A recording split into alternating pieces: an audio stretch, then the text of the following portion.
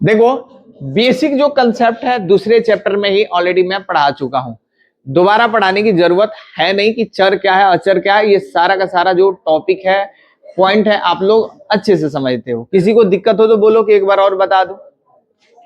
अब दो चर, जैसे आपको बताया गया है कि जो पद है दो तरह के होते हैं, पद दो तरह के होंगे, एक को हम बोलेंगे चर, दूसरे को बोलेंगे अचर। जो पद होते हैं दो तरह के होते हैं, पहला चर दूसरा। अब जो चर होते हैं ज्यादातर मैथ में चर को हम एक्स वाई जेड से दर्शाते हैं। और चर क्या होता है? चर मतलब जो चेंज हो जाए, वेरिएबल हो, बदलने वाला हो, उसको चर कहेंगे। और जो नहीं बदलने वाला हो, जो कांस्टेंट हो, उनको हम भैया जी अचर कहेंगे, कांस्टेंट वाले को। ठीक, जैसे हम कोई नंबर यूज कर ले, कोई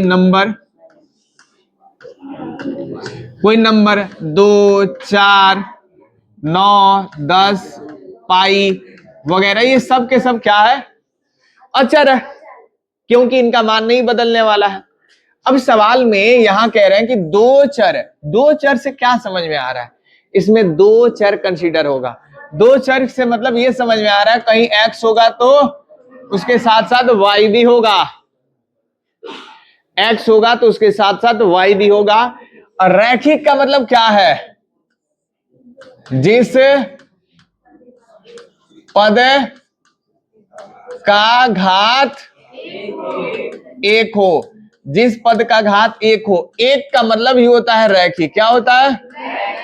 तो इसमें बहुपद का सबसे बड़ा घात कितना देखने को मिलेगा? एक देखने को मिलेगा। और समीकरण का मतलब क्या होता है? समीकरण का मतलब होता है इक्वेशन। इक्वेशन मतलब इक्वल। क्या होगा? इक्वल। यहां पे एलएचएस और आरएचएस होगा। एलएचएस के बराबर क्या होगा? इसमें दो टर्म होगा और दोनों एक दूसरे के बराबर होंगे। तो इक्वेशन का मतलब होता है हाँ एलएचएस आर। युग्म का मतलब हो क्या होगा? युग्म का मतलब होता है जोड़ा। इस पूरे का मतलब मैं बता दिया कि दो चर, यानी दो चर ही होगा। एक्स होगा तो वाई होगा, ए होगा तो बी होगा, ठीक, एस होगा तो टी होगा। समझ रहे हो? दो चर यूज होगा इसमें। रैखिक, रैखिक मतलब इसका बड़ा घात एक होगा।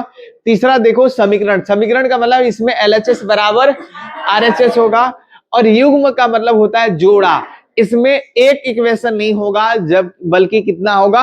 दो इक्वेशन होगा।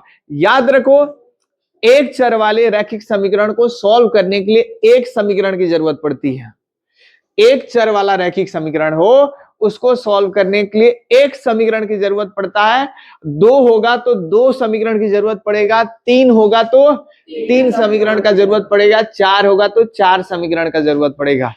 तो नाइन्थ में जो आपने पढ़ा था उसमें एक चर वाला रैखिक समीकरण पढ़ा था आपने, ठीक, जिसको हल करने के लिए एक समीकरण की जरूरत था, राइट। अब यहां पे दो चर होगा, दोनों का आपको मान भी निकालना होगा, दोनों अपरिचित होगा, हमें ज्ञात यहां पे नहीं होगा। बोलेगा कि x का मान निकाले, y का मान निकाले, सवाल के टर्म में आएगा। तो वहां पे यहां पर दो आपको समीकरण देखने को मिलेगा। बात समझ में आया जी? दो समीकरण। और आप 11th में जाओगे, 12th में जाओगे तो 3 4 वाला भी देखने को मिलेगा। 12th के चौथे चैप्टर एक मैट्रिक्स चैप्टर है, वहां पे आपको पढ़ने को मिलेगा जहां पे 4 4 समीकरण, 3 3 समीकरण आएगा। तो 10वीं तक दो ही तक सीमित है। कितना है? दो ही तक। तो इस परिचय समझ में आया आपको? इंट्रोडक्शन समझ में आया किसका मतलब क्या होगा, राइट। चलो अब यहां से एक और बात,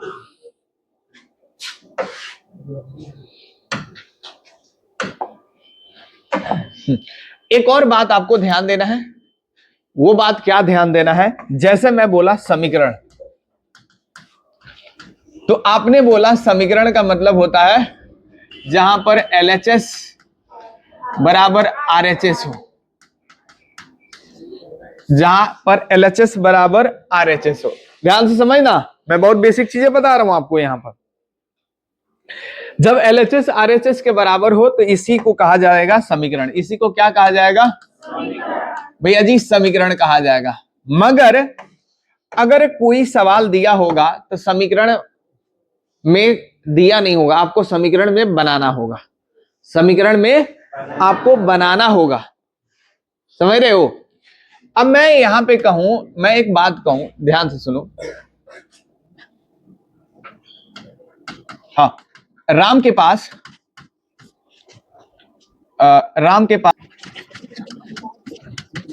तथा श्याम के पास 8 कलम है। देखो अब थोड़ा सा तुम इसको समझने की कोशिश करो। एक पिता है, समझो, एक पिता है, इनके 2 पुत्र हैं, एक है राम, दूसरे हैं श्याम। एक है राम, दूसरे हैं श्याम, इनके 2 पुत्र हैं, राम और श्याम। तो राम के पास जो है कितने कलम है? 4 कलम है, और श्याम के पास 8 कलम है। अब पिता जो है दोनों अपने बच्चे को, अपने दोनों पुत्र को बराबर नजर से देखते हैं और इक्वलिटी के नजर से देखते हैं। वो नहीं चाहते इनके बीच किसी प्रकार का भ्रम पैदा हो, किसी प्रकार का बेईमानी वाला ये चीजें पैदा हो। तो अब बोलो श्याम के पास 8 है, इनके पास, अब इन दोनों को बराबर करना हो तो कितने तरीके से बराबर कर सकते हैं? यहीं पे देखो, जब सवाल आपको मिलेगा ना तो इक्वेशन बराबर होगा नहीं। क्या ये दोनों का जो वैल्यू है बराबर है? आपको बराबर बनाना पड़ेगा। तो आप क्या करेंगे? अब जो पिता है क्या क्या कर सकते हैं, कितने तरीके से कर सकते हैं बराबर? तो सुनो, ध्यान से सुनो। इनको बराबर करने के लिए जोड़ा जा सकता है, घटाया जा सकता है, गुणा किया जा सकता है, इवन भाग भी किया जा सकता है। जब जोड़ यूज होगा तो यहां पे अधिक वर्ड यूज होता है। किसके लिए? जोड़ का कीवर्ड क्या है? अधिक। और घटाने का मतलब होगा कम, और गुणा का मतलब होता है गुना। यहां पे एक वर्ड यूज करेंगे सवाल में जिसको कहा जाएगा गुना। क्या कहेंगे? इतना गुना है। हाँ, भाग का मतलब क्या है? बोलो, भाग का मतलब क्या है? मतलब बोला जाएगा आधा, 1/3 ऐसे कहा जाएगा। भाग का मतलब आधा कहा जाएगा, या तिहाई, चौथाई, ऐसे आधा, तिहाई, चौथाई, एटसेट्रा। इस प्रकार के ये कीवर्ड यूज होगा आपके सवाल में। अब वहीं से पहचानना पड़ेगा कहां पे आपको इक्वल करना है। देखो, जहां गुना शब्द आ जाएगा, गुना शब्द आएगा तो समझ जाना वहां पे गुणा करके इनको इक्वेशन बनाना है। देखो, अब इसी कीवर्ड पे निर्भर करेगा कि आपको क्या करके इनको इक्वेशन बनाना है। के पास, राम के पास कलमों की संख्या श्याम से 4 कम है। बात समझना। तो ये राम के पास कलमों की संख्या, यहां श्याम के पास कलमों की संख्या है। राम के पास जो कलम है उसको हमने x माना है, और श्याम के पास जो कलम है उसको हमने y माना है। अब इस शब्द में क्या कहा है? कम यूज किया है। किसके पास कम है?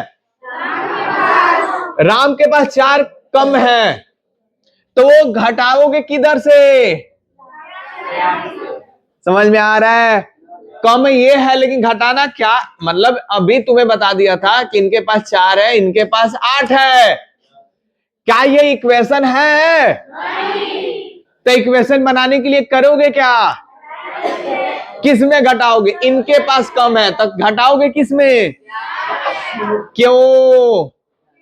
क्योंकि इनको बराबर करना है।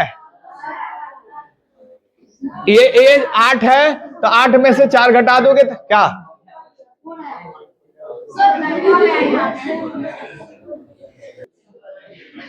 इस बात को तुम जितना जल्द समझ लो।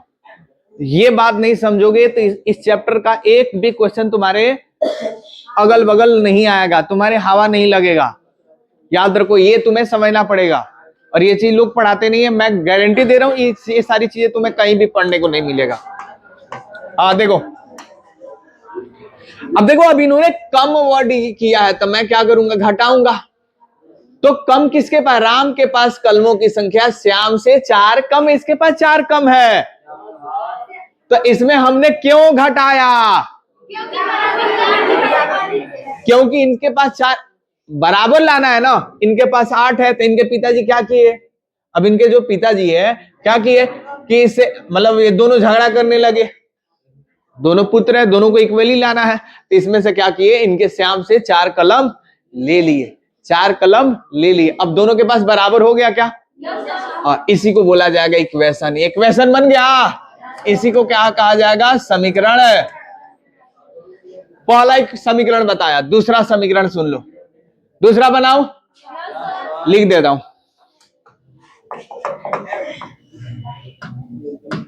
श्याम के पास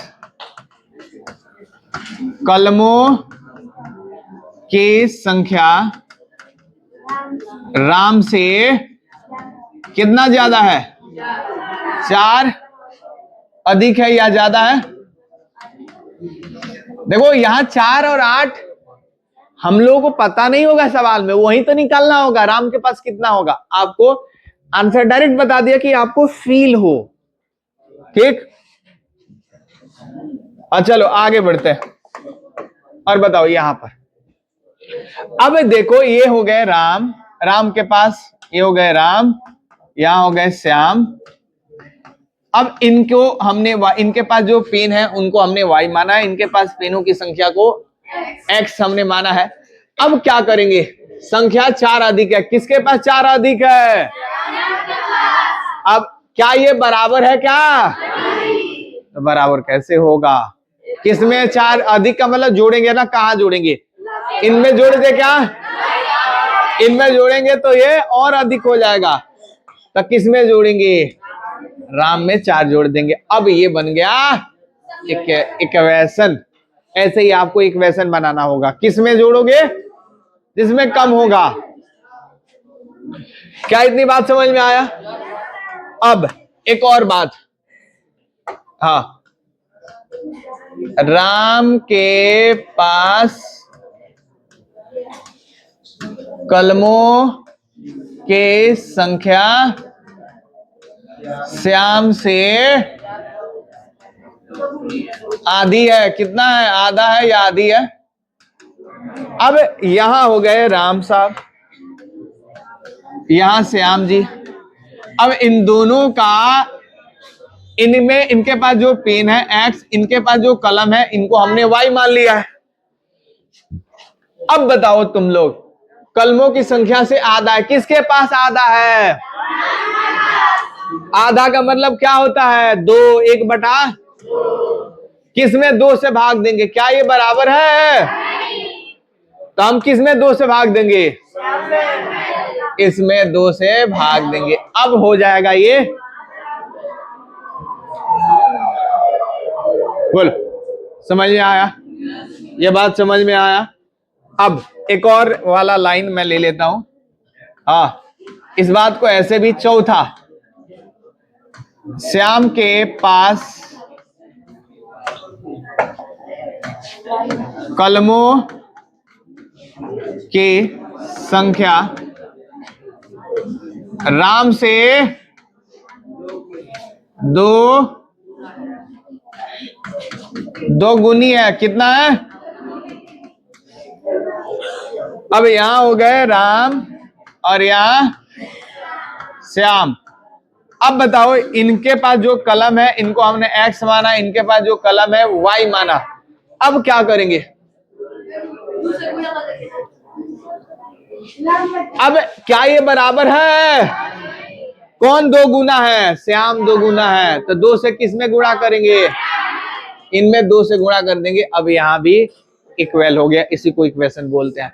अगर ये बातें अगर आपको समझ में आ गई हो तो समझ जाओ कि इक्वेशन बनाने में 1% भी दिक्कत नहीं होगा। सवाल सॉल्व करना वो एक अलग बात है, इक्वेशन अगर जिनसे बन जाए सवाल इजीली बन जाए। सवाल इसका बनाना बहुत इजी होता है, टफ होता है इक्वेशन में बदलना। उस शब्द का मतलब समझना है। बोलो, किसी को दिक्कत है? किसी को दिक्कत है क्या? दिक्कत है? पर्सनली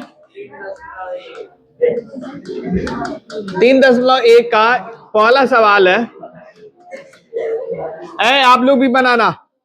अब अपनी पुत्री से कहता है 7 वर्ष पूर्व मैं तुमसे 7 गुनी आयु का था, 7 गुनी आयु का था।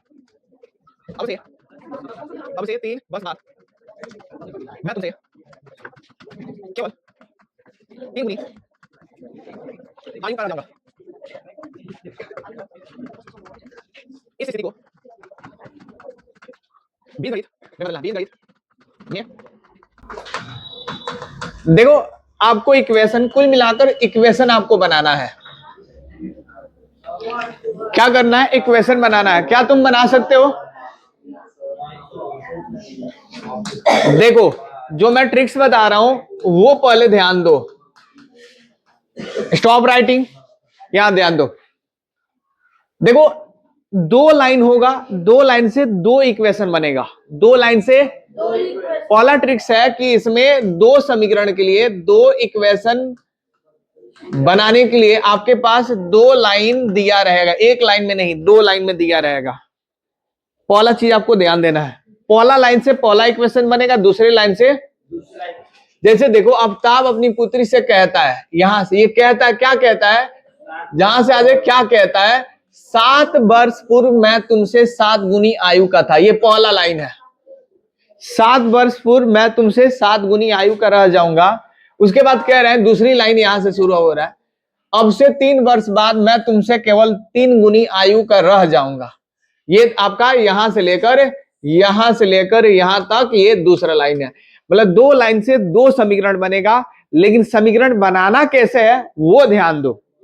पहला ट्रिक्स लास्ट में आपको देखना है। क्या देखना है? किसके बारे में जिक्र हो रहा है?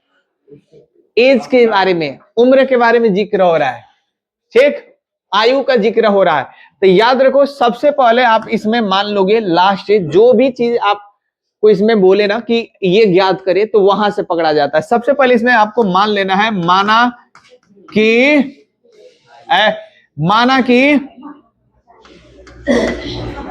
आफ्ताब की आयु वाला जहां भी वर्ड आ जाए, आफ्ताब की वर्तमान आयु कितना, वर्तमान आयु x वर्ष तथा उनकी पुत्री की आयु y वर्ष है। आफ्ताब की आयु को हमने x वर्ष मान लिया और उनकी पुत्री की आयु को y वर्ष मान लिया। ठीक, अब पहले लाइन से पहला इक्वेशन हम बनाने की प्रयास करते हैं।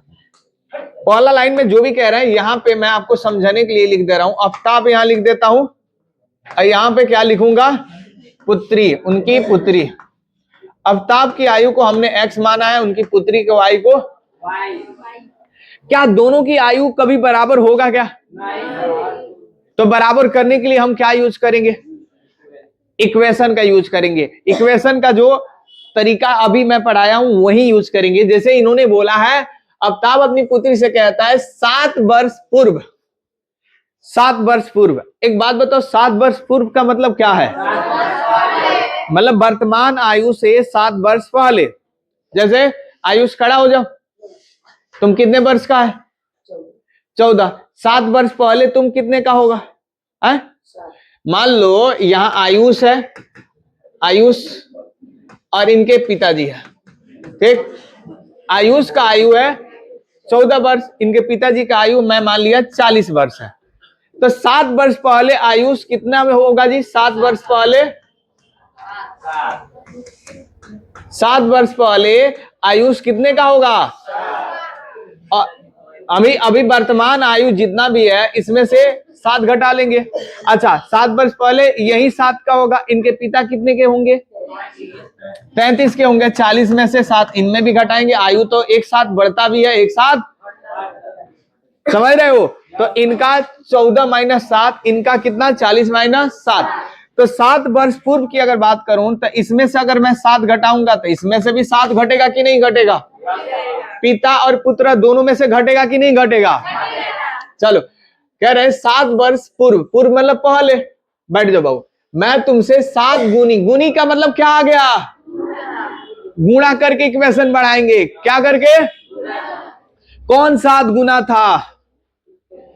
पिताजी की पुत्र? पिताजी।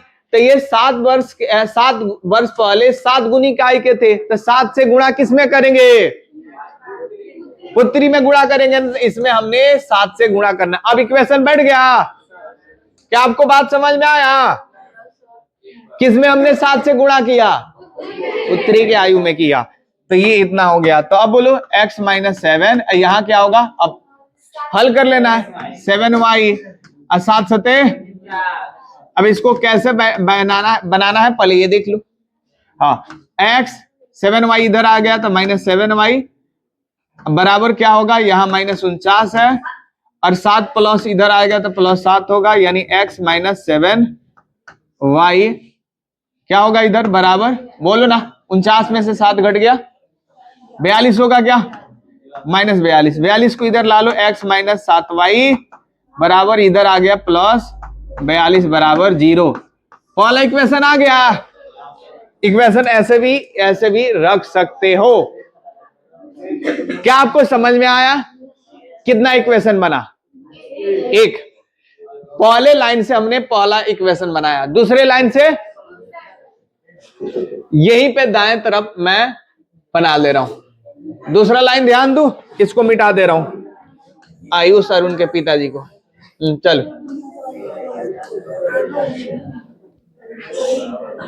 हाँ, अब यहां देखो, सुनो ध्यान से। अब यहां इन्होंने क्या कहा है? अब से 3 वर्ष बाद। दूसरा लाइन, ये पहला लाइन का इक्वेशन बन गया। अब से 3 वर्ष बाद, तो यहां हो गए आफ्ताब, यहां हो गए उनके पुत्री। अब से आफ्ताब की वर्तमान आयु x है और इनकी वर्तमान आयु y है। तो अभी जैसे मैं अभी आयुष का बात किया था, आयुष 14 वर्ष का है, इनके पिताजी 40 वर्ष के थे। तो अब से 3 वर्ष बाद ये कितने के हो जाएंगे? 17। ये कितने के हो जाएंगे? 43 हो जाएंगे। तो 3 वर्ष बाद 3 वर्ष बाद अब इनकी आफ्ताब की आयु कितना हो जाएगा? और उनके पुत्री का भी आयु y+। बात समझ में आया? तो 3 वर्ष बाद बोले हैं तो हमने दोनों में 3 जोड़ दिया। समझ में आया? अब कह रहे हैं 3 वर्ष बाद मैं तुमसे केवल 3 गुनी आयु का रह जाऊंगा। कौन 3 गुनी आयु का रह जाएंगे? अब तो 3 से गुणा किधर करेंगे? इधर मैं क्या करूंगा? 3 से गुणा कर लूंगा। बराबर बन गया? बोलो यस और नो। राहुल यस और नो? यहां ध्यान दो। अब इसको क्या करेंगे? इक्वेशन बनाएंगे। अब इस थोड़ा हल कर लेंगे। x + 3 और 3 में y से गुणा करेंगे 3y और 3 3 जा 9 होगा। बोलो x होगा 3y इधर आएगा तो -3y बराबर यहां 9 है, 3 को इधर ला दिया -3, यानी x - 3y बराबर 9 में से 3 घट गया 6 होगा। ये आपका इक्वेशन बन गया। जोड़ा जाएगा क्या? 50 और 7 होगा क्या? इधर पहले। अच्छा यहाँ ना पहला इक्वेशन है सर। तो 7 इधर के तो जोड़ा जाएगा। जोड़ा ही है। कहाँ जोड़ा जाएगा रे गधा? यहाँ माइनस है ना, 7 7 49 होगा। सही है? गलत है? हाँ देखो यहाँ पे आ गया। इसको आप ऐसे भी लिख सकते हैं x - 3y। 6 को इधर लाऊंगा तो -6 बराबर 0। जब सवाल बनाना होगा तो ऐसे बनाओगे, जब इक्वेशन बनाना होगा तो ऐसे। सवाल को ऐसे ही रखा जाएगा। बोलो आया समझ में? क्या इक्वेशन बनाना टफ है क्या? ये टफ इक्वेशन था, लेकिन बहुत आसानी से समझ में आया कि नहीं आया? आया? चलो अगर आ गया तो आगे बढ़े। नोट करोगे, इसको नोट करोगे। नोट करो तो, हट जा रहा हूं।